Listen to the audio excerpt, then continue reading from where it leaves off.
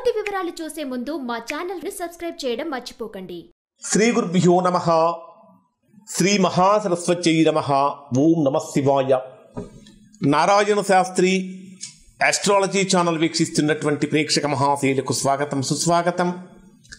ఈరోజు మనము 2024వ సంవత్సరం జూలై నెల 14వ తేదీ నుంచి 20వ తేదీ వరకు వృషభ రాశిలో జన్మించినటువంటి వారు ఎటువంటి ఫలితాలు పొందుతారో తెలుసుకుందాం. వృషభ రాశి వారి యొక్క గ్రహస్థితిని కనుక పరిశీలించినట్లయితే వృషభ రాశి వారికి కూడా దాదాపుగా ఈ వారమంతా అనుకూలమైన గ్రహస్థితి. వృషభ రాశి వారు కొన్ని విషయాలలో జాగ్రత్తగా ఉండాలి.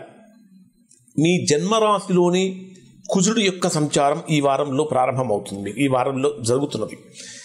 అంటే మీ రాశికి సప్తమ వ్యయస్థానాధిపతి అయిన కుజుడు జన్మరాశిలో సంచరించేటప్పుడు వృషభ రాశిలో జన్మించినటువంటి వారు ఏ పని చేసినా సరే ఆలోచనలతో మాత్రమే చేయాలి తప్ప ఆవేశంతో చేయకూడదు.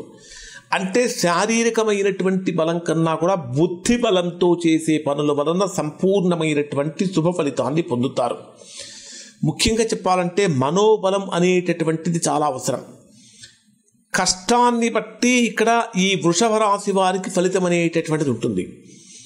మీ రాశిలోనే గురుడు మరియు కుజుడు రెండు గ్రహాల యొక్క సంచారం ఈ రాశి వారికి ఆర్థికంగా ఈ వారం కొంచెం గడ్డు కాలమా అనిపించేటటువంటి విధంగా ఉంటుంది.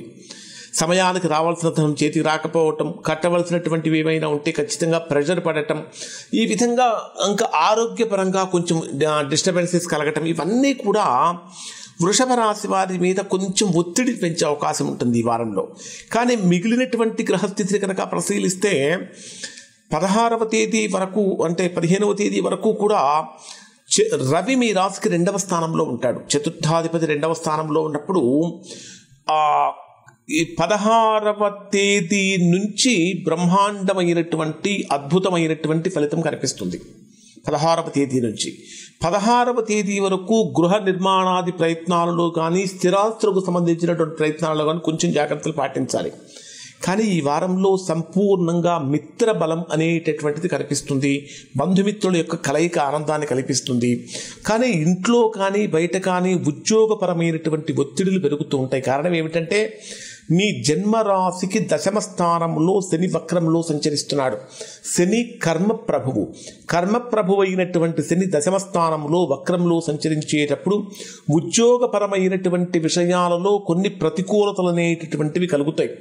ముఖ్యమైనటువంటి పనులలో స్వల్పమైనటువంటి ఆటంకాలు అవాంతరాలు ఉంటాయి. కాబట్టి ఆటంకాలు అవాంతరాలు తొలగటానికి ఈ వారంలో బుధవారం రోజున, ఆ రోజు ఏకాదశి జ్యేష్ఠ నక్షత్రం ఉంటుంది, ఆ రోజున విఘ్నేశ్వరుడిని గరికతో కనుక పూజించినట్లయితే బ్రహ్మాండమైనటువంటి ఫలితాన్ని పొందుతారు.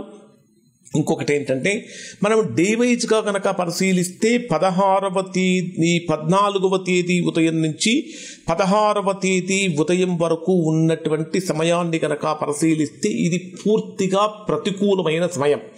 ఎందుకంటే 14వ తేదీ ఉదయం నుంచి 16వ తేదీ ఉదయం వరకు స్వల్పమైనటువంటి రుణ సమస్యలు కానీ, ఆర్థిక సమస్యలు కానీ, ఆరోగ్య సమస్యలు కానీ కలుగుతాయి. ముఖ్యంగా చెప్పాలంటే మీరు చెప్పదలుచుకున్న విషయం ఒకటైతే చెప్పే విషయం మరొకటి అవుతుంది. మనసులో ఉన్నటువంటి భావాన్ని ఎదుటివారికి చెప్పలేకపోతారు, తద్వారా సమస్యలు కలుగుతూ ఉంటాయి.